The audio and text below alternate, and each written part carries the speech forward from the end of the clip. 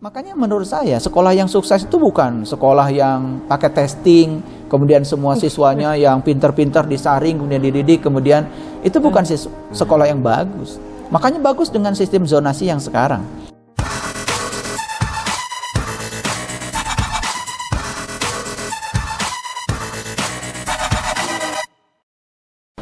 Pagi sahabat Rani, pagi hari ini saya ngopi pagi ditemani oleh Pak Saiful Karim. Beliau pendidik di bidang fisika dan agama. Yuk kita bincang-bincang bersama beliau. Selamat pagi Pak. Selamat pagi Bu Rani. Gimana kabarnya Pak, sehat? Alhamdulillah sehat, berkah. Udah bebas dari PSBB belum ya Pak di Bandung ini? Ya, di Bandung sekarang masuk namanya AKB, adaptasi kehidupan baru. Lanjutan dari PSBB Bu Rani. Ini Pak, saya mau bertanya lebih dalam mengenal lebih dalam mengenai Bapak. Apakah ada latar belakangnya Bapak sebelumnya, karena Bapak kan dosen di bidang fisika, ada latar belakang sebelumnya nggak mengenai agama? Ya, saya alhamdulillah dibesarkan di keluarga yang sangat ketat dalam agama. Kalau di kampung itu ayah saya sebagai seorang tokoh. Beliau seorang imam masjid sekaligus juga pengajar dalam bidang agama di kampung. Karena kondisi seperti itu, maka otomatis kan saya jadi memaksa kita semua anak-anaknya untuk selalu aktif dalam kegiatan-kegiatan keagamaan. Nah, itulah yang kemudian latar belakangi kenapa sampai sekarang semangat dan darah dari orang tua itu kemudian mengalir dalam diri kita. Karena amanah dari orang tua itu selalu dimanapun kita berada, kalau bisa kita berkontribusi. Orang tua saya selalu mengajarkan dimanapun kita berada, kalau bisa bikin musola, bikin masjid, dan alhamdulillah amanah itu bisa terlaksana. Karena latar belakang itulah kemudian darah itu masih mengalir ya sampai sekarang untuk belajar melayani diri sendiri sebetulnya. Karena dalam konteks keagamaan orang tua saya, berbuat baik itu bukan membaikkan orang, tapi berbuat baik itu adalah melayani diri sendiri. Karena kalau kita berbuat baik melayani orang, kita pun akan memaksa orang lain untuk berbuat baik pada kita, sehingga pengorbanan kita itu akan menuntut imbalan dari orang lain. Nah, latar belakang itulah yang kemudian mendorong saya untuk tetap memiliki aktivitas dalam keagamaan. Walaupun saya sekarang sebetulnya profesinya lebih banyak di dunia pendidikan. Saya sebagai asesor, saya sebagai pelatih di pendidikan profesi guru. Terutama guru dalam bidang sains, fisika. Makanya kalau guru-guru fisika kalau di Jawa Barat ya pasti pernah bersentuhan dengan saya kalau mau dapat sertifikasi sebagai pendidik yang profesional. Dan saya sebagai asesornya, saya juga sebagai fasilitator di bidang itu. Di samping itu juga saya sebagai penulis buku-buku fisika. Saya juga banyak melakukan riset baik dalam bidang fisika murni maupun dalam bidang pendidikan fisika. Di samping itu juga saya memang mengembangkan diri dalam menulis banyak buku-buku. Ada 5 buku yang sudah saya tulis, yang sudah dipublish. Yang pertama adalah buku Ada Apa Dengan Diriku. Yang kedua buku Bertamu di Rumahnya. Yang ketiga buku Al-Fatihah Kunci Pembuka Mata Kalbu. Yang keempat buku Menembus Sidratil Muntaha. Dan yang kelima buku Menjadi Manusia. Sebenarnya buku itu bukan untuk publish asalnya, itu adalah buku untuk menasihati diri saya sendiri. Begitu Bu Rani. Buku-buku itu asalnya dari perjalanan spiritual Bapak sendiri gitu. Betul.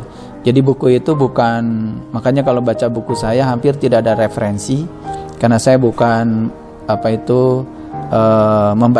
bukan hasil membaca dari buku yang lain, tetapi itu hasil membaca dari perjalanan spiritual saya.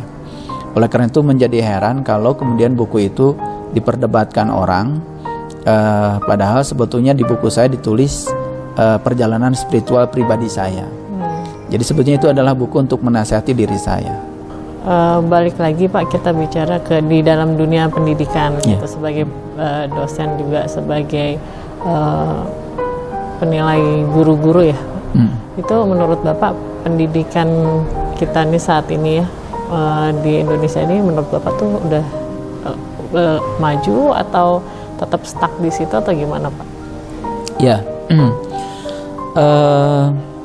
pendidikan itu sebetulnya bukan sekedar intelek ya, bukan sekedar menjejali informasi dan pengetahuan. Tapi pendidikan itu yang paling utama kan perubahan perilaku.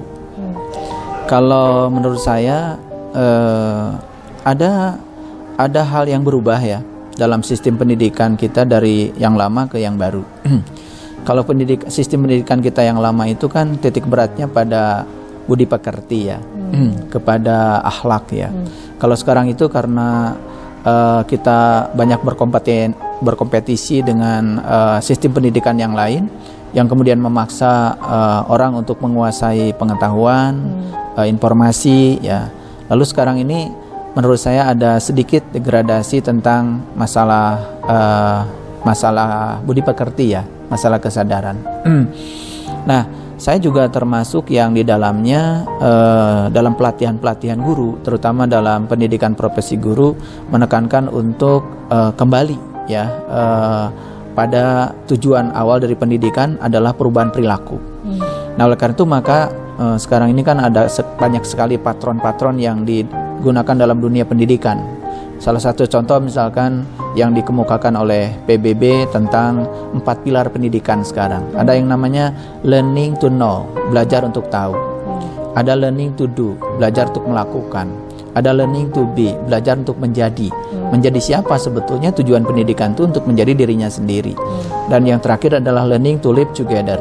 Bagaimana mereka itu bisa secara pragmatis bermanfaat hasil pendidikannya buat orang banyak. Nah, untuk mendukung itu kan kemudian ada beberapa sarana ya. Bagaimana membangun pendidikan yang kritis, bagaimana membangun pendidikan yang kreatif, bagaimana membangun pendidikan yang kolaboratif, bagaimana membangun pendidikan yang komunikatif. Nah, dari sisi itu karena didorong oleh teknologi, sebetulnya sekarang ini mengalami kemajuan pesat. Jangan heran kalau anak-anak secara informatif mereka menguasai segala informasi, tapi terkadang ya karena dunia pendidikan sekarang tidak menekankan pada aspek kesadaran, lalu kesadaran itu yang kemudian mengalami pengurangan ya, mengalami degradasi kalau menurut saya. Nah, oleh karena itu maka pendidikan agama itu menjadi sangat penting ya untuk bisa mengimbangi itu. Itu sebabnya kenapa saya separuh di dunia pendidikan umum, separuh saya di dunia pendidikan agama. Dan ternyata kadang-kadang kalau saya ngasih pelatihan guru, mereka lebih senang saya berbicara aspek pendidikan spiritual ya terkadang daripada pendidikan umum. Jadi kalau manusia ya di dalam kehidupannya itu baik belajar pengetahuan umum maupun belajar pendidikan agama, kalau sudah masuk ke intisarinya, dia akan memiliki kemampuan untuk memberdayakan dirinya dan energinya sangat luar biasa tanpa batas. Makanya saya merasa beruntung karena saya oleh Allah kemudian diperjalankan untuk berada di dua dunia ini, dunia spiritual juga dunia pendidikan umum, sehingga satu dengan yang lain itu saling mendukung. Itu Buran. Sangat terkait banget ya sains sama ilmu spiritual ya Pak. Makanya kalau kita belajar tentang spiritual ada kata-kata begini, siapa yang kenal dirinya maka dia akan kenal Tuhan. Nah, secara fisik kita ini bagian dari tubuh semesta. Secara spiritual diri kita juga bagian dari percikan cahayanya Tuhan. Kalau kita bisa membedah dua-duanya, baik secara fisik maupun metafisik, maka kita akan menemukan rahasia semesta. Itulah kaitannya yang sangat luar biasa, itu tidak bisa dipisahkan. Karena yang tidak terlihat adalah ciptaannya, yang terlihat juga kan ciptaannya. Jadi antara materi dengan non materi itu sebetulnya ada kesimetrian yang sangat luar biasa. Kalau bicara lagi dengan kedua itu ya Pak, buat Pak Saiful sendiri mana yang lebih menarik, mengajarkan ilmu sains atau ke spiritual nih saat ini? Selama ini saya melakukannya secara paralel, kan ternyata hidup itu tidak bisa seri. Jadi kalau paralel berarti dijalani dua-duanya. Saya ketika mengajar di kelas, saya sertakan aspek spiritual. Saya ketika mengajar di pengajian-pengajian, saya masukkan aspek-aspek sains. Dan ternyata itu sangat mudah untuk membantu memahami tentang rahasia semesta ini. Makanya jangan heran kalau di buku-buku saya, di ceramah-ceramah saya cerita tentang satu ayat, kemudian saya masukkan tentang aspek sainsnya. Jadi sebetulnya sains itu bisa meningkatkan keimanan. Jadi kalau meningkatkan keimanan itu tidak selalu melulu harus memaksa orang lain harus percaya, tetapi harus menunjukkan bukti-bukti secara saintifik yang membuat orang lain percaya. Makanya bagi saya agama itu bukan harus percaya, tetapi harus mencari untuk percaya. Beda. Antara harus percaya dengan harus mencari untuk percaya sangat berbeda. Kalau harus percaya kan berarti kita harus fanatisme buta, pokoknya percaya. Tetapi mencari untuk percaya berbeda. Kalau mencari untuk percaya kita berarti kan mencari bukti-bukti agar orang lain percaya. Seperti itu. Mencari untuk percaya dengan mengalami itu lebih gimana ya Pak? Ya, betul. Mencari untuk percaya itu ujungnya adalah harus mengalami. Contoh yang sederhana misalkan, ya kalau orang ditanya, air itu mendidih pada suhu berapa sih? Pasti mereka akan mengatakan 100 derajat Celcius. Karena mereka belajar dari buku. Secara informatif, buku-buku sains di Indonesia kan berasal dari Eropa. Sedangkan di Eropa sana air mendidih 100 derajat karena tekanan atmosfer 1 atm, 1 atmosfer. Nah, padahal di Bandung misalnya contoh atau di Jakarta kan tekanan atmosfer tidak sama dengan di Eropa, sehingga air itu sudah mendidih pada suhu di bawah 100 derajat. Nah, kadang-kadang ada guru yang mengatakan air mendidih 100 derajat padahal dia belum mengukur. Nah, dia harus percaya pada, siswa disuruh percaya pada kata-kata dia, itu tidak boleh. Bagusnya kan guru membawa panci, membawa kompor, kemudian mendidihkan air dan diukur sama-sama dengan siswa. Nah, sehingga percaya itu dimulai dengan mengalami. Percaya itu ada bukti. Sama sebenarnya dalam agama, karena agama itu akal dan tidak ada agamanya bagi yang tidak berakal. Jadi agama juga menuntut untuk dipercayai dengan bukti-bukti. Sama seperti itu. Balik lagi ke pendidikan ya. Pendidikan anak-anak kita kepada yang terjadi saat ini gitu kan, dunia begitu maju dan modern, apakah sistem satu arah itu masih baik kita lakukan atau sistem yang mereka lebih kepada sebuah praktek atau dinamis lah, lebih dinamis gitu Pak? Indonesia sebetulnya sudah merumuskan namanya kurikulum tahun ke-13 yang sudah direvisi ya, yang kemudian sekarang muncul kurikulum yang tahun 2014. Isi kurikulum itu apa? Sebetulnya kan kalau dulu pendidikan itu berorientasi pada mastery learning, pada materi. Kalau sekarang itu pendidikan berorientasi pada kompetensi. Dan saya yakin untuk membangun kompetensi itu tidak bisa dengan pendidikan satu arah. Harus pendidikan yang dialogis, tidak bisa monologis, harus pendidikan yang dialogis. Oleh karena itu maka sekarang pembelajaran harus berpusat pada siswa, bukan pada guru. Nah, itu yang dibangun adalah kreativitas guru. Ya, untuk guru bukan sebagai informan, tapi guru itu harus sebagai fasilitator yang membelajarkan siswa. Makanya dunia pendidikan sekarang sedang mengalami transisi perubahan, walaupun sebenarnya tidak mudah ya. Karena kita sudah bertahun-tahun menganggap pendidikan itu ceramah. Pendidikan itu adalah searah gitu ya. Pendidikan itu menganggap guru itu sebagai sumber informasi dan siswa itu sebagai wadah kosong yang harus dijejali. Makanya sekarang ya, kalau saya di setiap pelatihan sering mengatakan bahwa ada pertanyaan yang sering saya pertanyakan pada guru. Sebetulnya siapa yang guru, siapa yang murid di sekolah? Itu pertanyaan yang mendasar dari saya. Dan guru banyak menjawab, ya guru ya kami guru, yang murid adalah siswa gitu. Saya bilang itu keliru.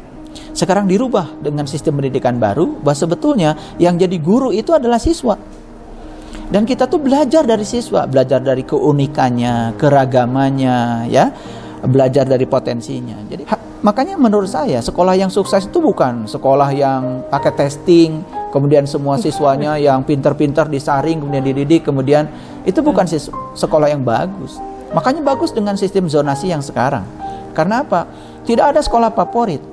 Karena apa? Semua siswa boleh sekolah di sekolah itu, apapun dia. apa itu dia berkebutuhan khusus. Kalau guru hanya ingin mendidik siswa yang baik-baik saja, yang pintar-pintar saja, bukan guru. Guru itu justru disebut sukses kalau dia bisa mengubah siswa yang berkebutuhan khusus menjadi siswa yang normal, siswa yang nakal menjadi siswa yang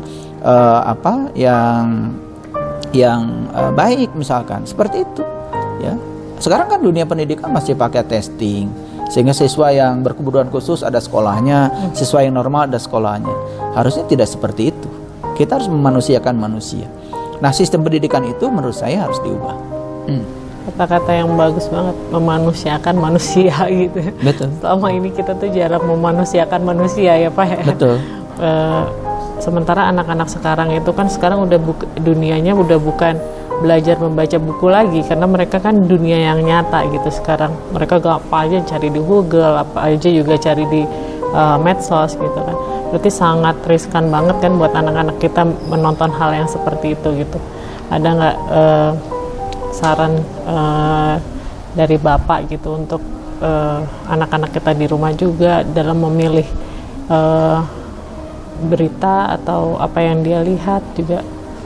Ada Ya, masukan memang. dari Bapak? Sekarang ini peran orang tua menjadi sangat penting, ya, untuk bisa menyaring informasi yang begitu derasnya memasuki kehidupan pikiran anak-anak kita. Dan jangan lupa bahwa anak itu ketika sedang tumbuh otaknya, dia punya namanya mirror neuron, cermin saraf.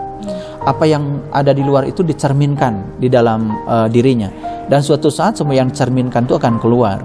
Disitulah perlu menurut saya adalah bimbingan orang tua. Makanya saya pribadi kalau dulu ya dengan alasan kesibukan bekerja kadang-kadang meninggalkan anak. Kalau saya sekarang mengubah semuanya, saya lebih bahagia membimbing PR anak saya di rumah daripada saya harus sibuk di luaran meninggalkan anak saya dengan alasan kesibukan saya.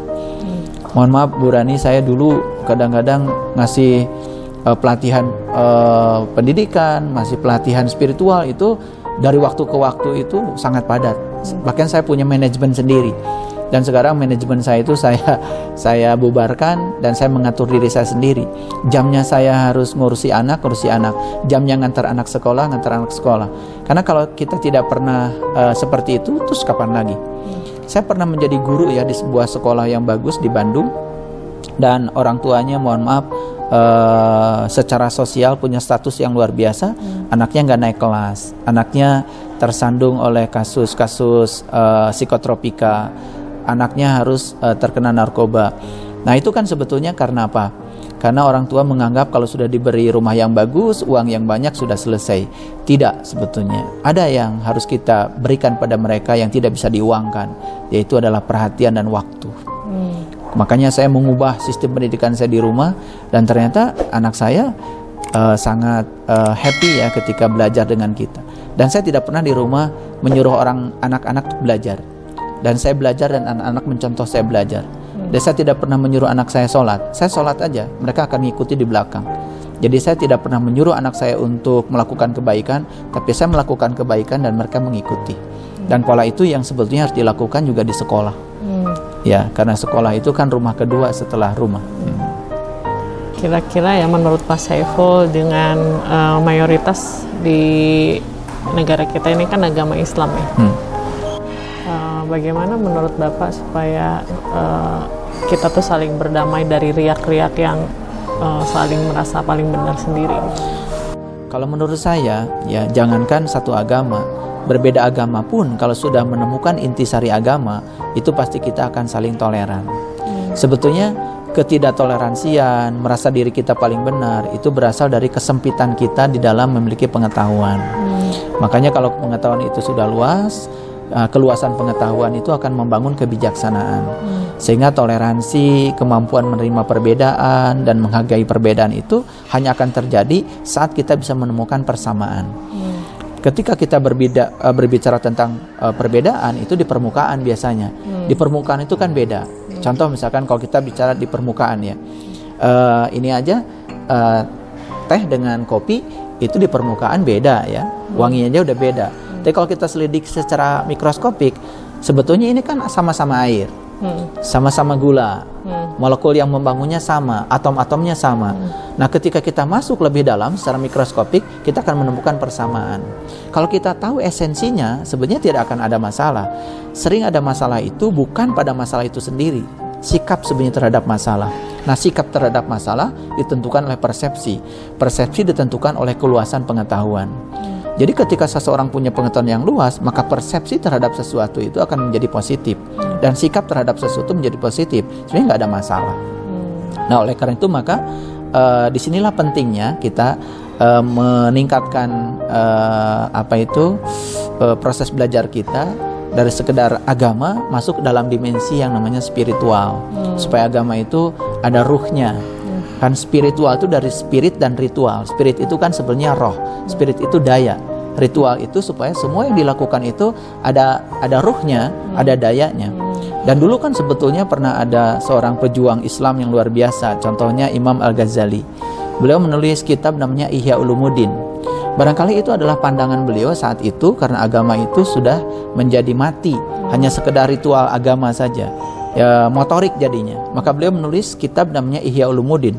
Saya pernah belajar kitab itu di pesantren dan luar biasa sebenarnya kalau itu diberdayakan. Dan itu akan memberikan hasanah baru. Di mana agama yang ritual itu menjadi agama yang spiritual. Spiritnya sudah masuk. Nah, disinilah sebenarnya para tokoh-tokoh agama itu punya kewajiban untuk meniti ke dalam diri, menumpukan intisari agama, menentukan aspek-aspek mikroskopiknya agama, sehingga yang muncul ke permukaan itu adalah persamaan. Dari situlah muncul toleransi dan kemampuan untuk bisa menerima dan menghargai perbedaan. Pak, mayoritas di negara kita ini kan penduduknya penganut agama Islam ya. Menurut Bapak, apakah penduduk kita yang mayoritas agama Islam ini sudah menjadi membuat negara kita ini negara yang Islami, ataukah ada contoh negara lain yang menurut Bapak lebih Islami gitu? Ya, ada penelitian yang mengejutkan barangkali ya. Itu yang meneliti adalah Profesor Askari. Beliau meneliti selama 15 tahun di 207 negara. Pertanyaan penelitian beliau itu adalah negara mana yang paling Islami. Ini bukan cerita tentang negara Islam ya. Negara mana yang paling Islami. Kalau Islam itu kan sebagai keyakinan, kalau Islam itu kata sifat. Berarti negara mana yang paling menerapkan prinsip-prinsip atau nilai-nilai keluhuran dalam agama, barangkali begitu. Itu pertanyaan Profesor Askari. Dan hasil riset beliau kan dipublish ya, sudah terbuka, kita pun bisa melihat hasil risetnya. Dan ternyata hasil kesimpulan Profesor Askari ya, justru negara-negara Islami tidak di negara yang mayoritas penduduknya beragama Islam. Kalau tidak salah Indonesia sendiri dari 207 negara rankingnya 140 ya. Nah, negara yang paling Islami itu adalah New Zealand, kemudian ada Luxembourg, kemudian ada negara-negara di Eropa, ya. Bahkan negara-negara di Timur Tengah, kalau lihat rankingnya dari Profesor Askari itu kan di atas 170 ya, tentang negara yang paling Islami itu. Nah, oleh karena itu mungkin ini sebuah pelajaran yang sangat luar biasa ya. Mayoritas penduduknya beragama Islam tetapi belum Islami. Mungkin yang dimaksud dengan Islami itu damai mungkin ya, tenang, tentram, dan orang lain di negara itu merasa tidak terancam, merasa terlindungi gitu kan. Nah, mungkin itu yang dimaksud. Kejujuran dalam bidang pengelolaan negara, mungkin bebas korupsi ya, bebas dari kolusi, bebas dari nepotisme gitu ya. Negara yang menerapkan prinsip-prinsip kejujuran ya. Barangkali di negara-negara yang seperti itu kan ada toko ya, kemudian ada yang dijual, bahkan tidak ada penjualnya. Bahkan orang pembeli itu kan diberi penghargaan untuk menaksir dia berani berapa. Itu kan kejujuran ya, kejujuran. Dan kita belum pernah melihat toko yang semacam itu di negara kita. Tapi seperti di Jepang atau di negara-negara lain yang peradabannya sudah begitu tinggi, saya melihat itu ada ya. Nah, ini menurut saya sih merupakan suatu pelecut semangat ya, supaya kita lebih mending ada apa sih yang salah ya, ada apa yang salah, kok mayoritas penduduknya Muslim tetapi nilai-nilai Islam di sini menjadi sangat sulit ya. Saya bukan mau mendiskreditkan agama, tetapi ini sekedar untuk memotivasi kita ya, karena itu kan scientific, hasil riset, bukan suka atau tidak suka. Pengalaman ya Pak ya. Pengalaman. Pertanyaan mendasarnya adalah kenapa ya mereka yang tidak terlalu mengusung dan berbicara agama, tetapi mereka justru ya memunculkan nilai-nilai agama yang sangat luar biasa. Pak, kita kan udah sepakat ya, Pancasila ini udah dirumuskan oleh leluhur, udah final dan dirumuskan oleh Bung Karno atau leluhur kita gitu ya. Tapi kenapa ya masih diperdebatkan oleh banyak masyarakat? Pihak ya, antara agama dan Pancasila. Antara agama dengan Pancasila. Pancasila itu sebuah kompromi yang sangat cerdas. Kalau kita belajar Pancasila, makanya jangan nanggung. Harus dari dua sisi. Dari sisi tradisi bangsa, juga dari tradisi spiritual. Jadi kalau kita mau mundur sedikit aja ke belakang tentang bagaimana Pancasila itu terbentuk, kan sebetulnya ada kesadaran pada diri para tokoh-tokoh bangsa ini tentang bangsa kita ini terdiri dari sekian ribu pulau, sekian ribu suku, sekian ribu tradisi, sekian ribu bahasa daerah, dan bagaimana supaya semua yang besar ini bisa saling melengkapi menjadi satu kesatuan. Dan Pancasila itu menurut saya adalah jalan tengah yang sangat cerdas. Itu adalah produk dari spiritual. Makanya kalau saya meyakini ketika seseorang beragama sudah sampai pada tingkat spiritual, dia punya wawasan yang luas, dan salah satu contohnya adalah leluhur kita, lahirlah yang namanya Pancasila. Mari kita urut ya Pancasila itu. Yang pertama, ketuhanan yang Maha Esa. Basically adalah ketuhanan yang Maha Esa. Sebenarnya ketuhanan yang Maha Esa itu bukan mengajarkan kita untuk mengesakan Tuhan, bukan, untuk mengesa bersama Tuhan. Jadi kalau apapun orang agamanya, kalau sudah mengesa bersama Tuhan, ya, menyatu dengan Tuhan, menyadari kehadiran Tuhan, mau menyebut Tuhan dengan cara apapun gak masalah. Tapi yang paling penting dia menyadari kehadirannya, karena Tuhan itu tidak pernah ya keluar dari diri setiap manusia. Maka akan muncullah yang namanya kemanusiaan yang adil dan beradab. Akan timbul sikap yang beradab, sikap manusia yang bisa memanusiakan manusia yang lain. Muncul yang ketiga, persatuan. Persatuan itu kan dibangun oleh saling pemahaman. Bukan karena mempertajam perbedaan, tetapi memperkokoh persamaan. Muncul kerakyatan yang dipimpin oleh hikmah dan kebijaksanaan. Kata-kata hikmah dan kebijaksanaan itu bahasa spiritual. Kalau kita merujuk pada Al-Quran, di Quran ada kata-kata begini, yu'til hikmata mayyasha wa may yu'til hikmata faqad utiya khairan katsir wa may yazakaru ila ulil albab. Jadi hikmah itu sebenarnya sebuah anugerah Tuhan untuk para ulul albab. Siapa ulul albab? Orang yang sudah bisa mengingat Allah dalam keadaan berdiri, duduk, dan berbaring. Maka puncaknya dia dikasih hadiah namanya hikmah. Hikmah itu pemahaman yang dalam terhadap sesuatu. Muncul yang terakhir itu keadilan sosial bagi seluruh rakyat Indonesia. Keadilan sosial bagi seluruh. Berarti kan tidak membeda-bedakan suku, tidak membeda-bedakan agama. Di situ tidak ada perbedaan status sosial.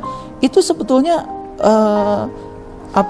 pandangan spiritual yang sangat komprehensif, hasil dari buah kecerdasan leluhur kita yang sudah mencapai tingkatan kedewasaan di dalam beragama yang sangat luar biasa.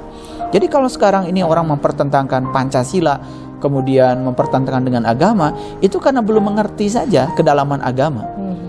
Jadi tidak ada yang bertentangan. Kalau menurut saya Pancasila itu sudah final, NKRI itu sudah final. Jadi Pancasila ini adalah buah karya spiritual yang maha cerdas kalau menurut saya. Dan saya percaya kalau Pancasila itu diilhami oleh sang kecerdasan tertinggi. Bagaimana menurut Bapak yang terjadi pada saat ini polemik mengenai Trisila dan Ekasila? Pandangan bahasa Itu kan sebetulnya hanya pemikiran yang seperti ini, bahwa Pancasila ini udah satu kesatuan yang sangat utuh. Tetapi dari satu kesatuan yang sangat utuh ini kemudian ingin diperas lagi, apa sih intisari yang paling dasar. Kemudian muncul istilah Trisila, Ekasila. Menurut saya sih nggak ada masalah gitu. Toh sama seperti kita membaca suatu buku. Buku ini utuh satu kesatuan. Kan buku ini kemudian dirangkum menjadi apa? Karena hanya ingin memunculkan bagian mana sih yang paling pentingnya. Nah, tapi kalau kita dari awal memang sudah ada kecurigaan tentang itu, ya apapun kalau kita sudah berpikir negatif, sepositif apapun tetap aja negatif. Saya tidak masuk terlalu dalam tentang itu, ya, tetapi yang paling penting adalah bagaimana nilai-nilai Pancasila yang sangat luar biasa, yang sudah terbukti menyatukan bangsa kita ini, kemudian tidak usah diganggu gugat lagi. Kalau kita alergi terhadap istilah Trisila, Ekasila, ya sudah, hal semacam itu nggak usah diteruskan lagi, karena tidak menimbulkan manfaat kan buat bangsa. Itu pandangan saya.